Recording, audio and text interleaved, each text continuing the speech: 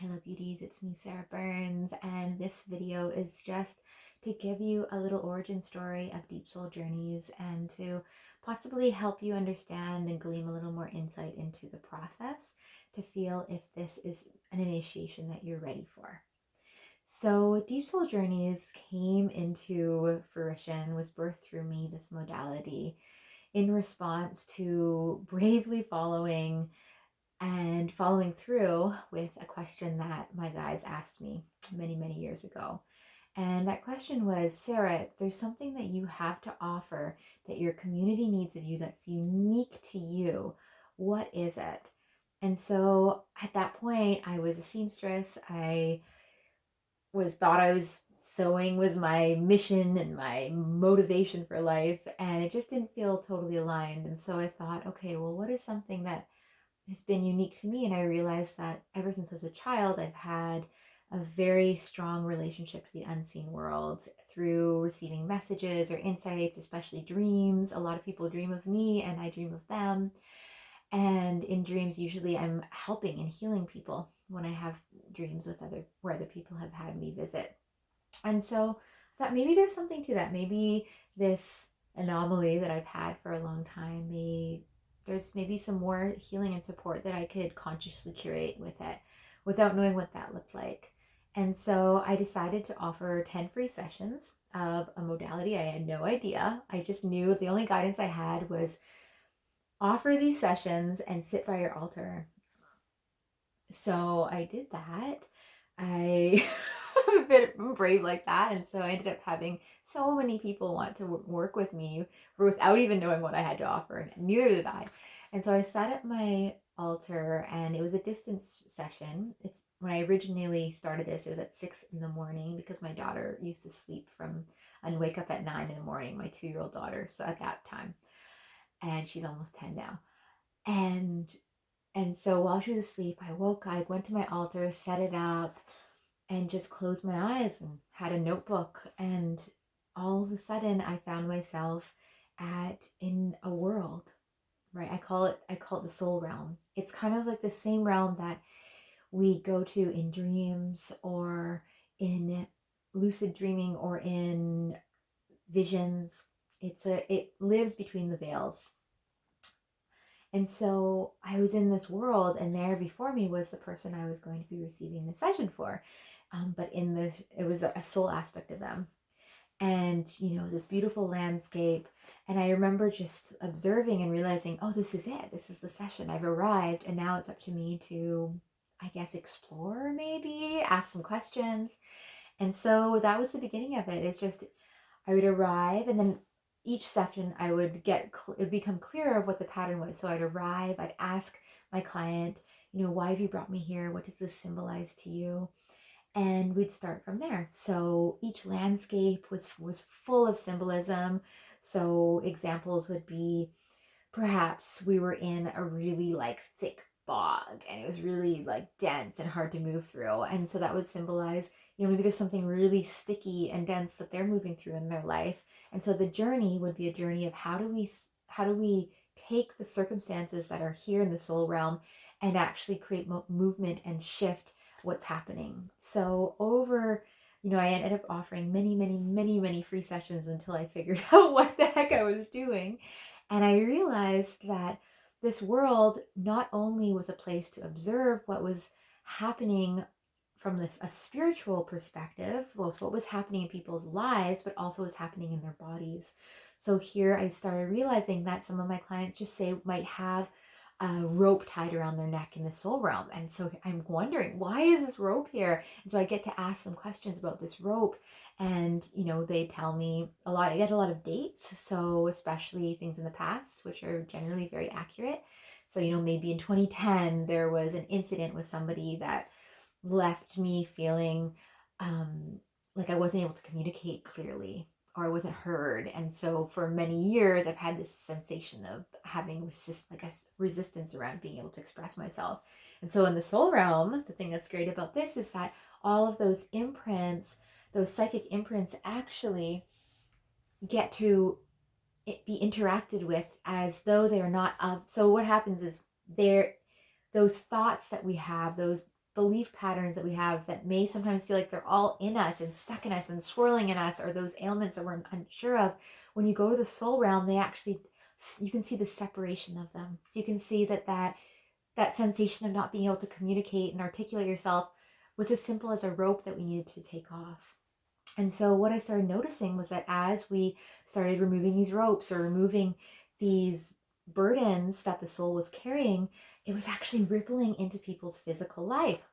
Go figure. So I've had clients have transformational experiences with chronic ailments, with burdens that they had no idea how to release from themselves, regardless of many, many, many, many different kinds of treatments. And what I feel though is that this work though is, I am the messenger. So I am coming in here, I'm calling in the support of your guides, I'm calling in the support of the benevolent ones that are specifically capable of aiding in the specific requests that are there, that are occurring.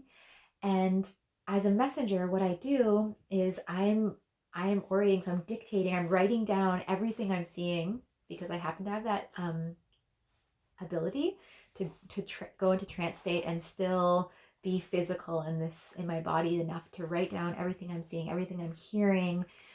And because of that, each session has its own, it's like a chapter in a novel that gets to be brought to this waking world and shared with you. So I believe that the healing work that we get to do together with the support of your guides, and also with my clients, or maybe you're watching and your client, that we've got to do together, is so much directed and determined by each of the clients' participation. So I've definitely had a few sessions where there's a healing that I definitely see needs to happen, and maybe the client's not ready for that. Maybe it's not time. Another very common experience that I would notice as I do these journeys is something that I've been taught and explored as called soul retrieval. So when I was a teenager, I actually, when I was, I think, 14, had the privilege of being able to learn how to do a soul retrieval. And I kind of let that go. I was like, okay, I've never had to do that again. And what I realized is that in the soul realm, it's the same realm where the souls, also pieces and parts and fragments of the souls, can become lost or lodged or hidden. And so for any of you that this term soul retrieval you may not relate to it, it's the idea that generally during a traumatic event, a piece of a soul, almost like a fragment or an aspect of somebody's identity, can leave the body. And what I realized in working with the deep soul journeys is that I would meet these aspects as though they were for whenever they left. So just say it left when you were a child, I would meet that 6-year-old self wherever they were left in this soul, kind of like this. The soul realm is a place where, it's the deep web of your psyche, and where so much is kept and stored. And so I'd meet this just say a 6-year-old girl that gets to speak to us of, who is she? What are the qualities that she's carrying? Usually they have names. So if they were to say trust, that they were the quality of trust, that might be her name. But she may have, within that aspect of her leaving, so in that soul fragment leaving, then your ability to have that tool of trust also goes with them. And so this journey of returning them back is also a journey of allowing and inviting back these tools that it's our birthright to have all these aspects and fragments of ourselves return to wholeness, so that we can navigate this life in our full capacity. So that's just a little bit of the things I would notice in deep soul journeys and that are possible. I mean, sometimes we go to past lives, so I never intentionally try to work with the past, with past lives, because I feel that the only time that integrating those lessons is important is if the soul has determined, and your guides and your allies have determined, that there's a crucial piece of you that's been left there that needs to return, so that you can fully be here in this waking life in this current timeline. And so sometimes that happens.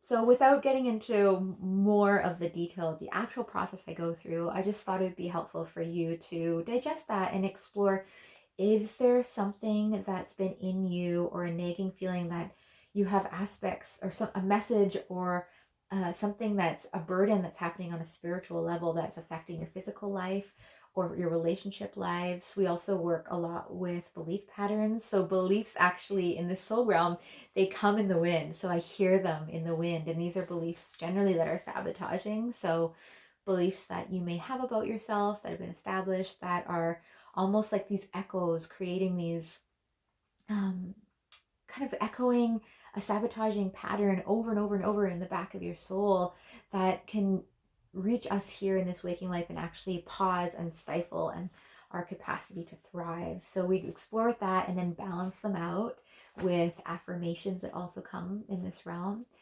And another piece too that I is also important, and I only started learning more about it because of working with hundreds of people and realizing that this is also the same place where entities can be witnessed.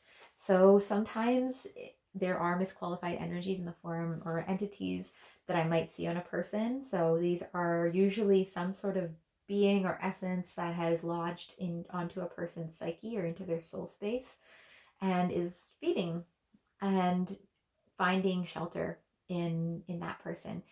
And so if that's the case, if I have tools and systems I won't get into right now to really send them where they need to go and to clear that relationship that's unhealthy for you, if that's the case. So that's also something that can happen. And a lot of the time when the entities leave, a bunch of patterns that have been associated with them also leave. So this is something I've noticed with clients too, is sometimes a lot of the really and when you have ailments that are just so unexplained, nobody's able to figure out what they are. Sometimes they're actually related to entities. Not to get you freaked out. And also my method is also based in compassion and understanding and seeking transparent clarity. So what I mean by that is that even when working with entities or working with the soul parts, or you might sometimes ancestors come, sometimes people's deceased relatives come. Yes, I communicate with dead beings, dead people, because they are also helpers, and sometimes they're not helping. Maybe they also need to be sent on their way. But that underneath all of my interactions, I'm focusing on finding closure, finding completion through a place and a lens of compassion and understanding. So I do my best to also make sure that if I am working with a misqualified energy or an entity, that I get to ask them some questions too, to make sure that we understand why they arrived. Maybe you invited them, or what happened in your life to have them arrive. Because I believe that something generally there's at least a small opening necessary for these presences to come into our soul realm. So there's me talking off. I hope this has been helpful. And as you can see at the end of every session, I think it's just a great way of consolidating and giving you a little bit more to chew on, because these sessions are huge. They're not they're not for the faint of heart. For any of you clients that might be watching, you can probably attest to they can take time to unravel. So I have some clients that listen back to their sessions years later and are still unraveling the pieces, or are able to have the aha moments because they were ready for that. But just at the end of each session, because I'm like, why not? I do a basic general dietary, like, oh, how do I say it? Almost creating a bit of recommendations from your soul to you, which includes dietary suggestions and herbal consult. Working with, usually a power symbol arrives. So a sigil is a magical way of saying that. So a symbol that comes from the soul realm that you can draw or have on your altar, or even you just looking at actually helps you land the session. So that there's always arrives in a session. And then there's homework, which is really important. So the idea of, at some point, there'll be homework that applies to helping you integrate the work that we've done. So it's always optional but encouraged. And then there's a color that comes, and usually an essential oil, and a stone. So you kind of get this little bundle that you can acquire in the waking world to support you, if that feels right to you.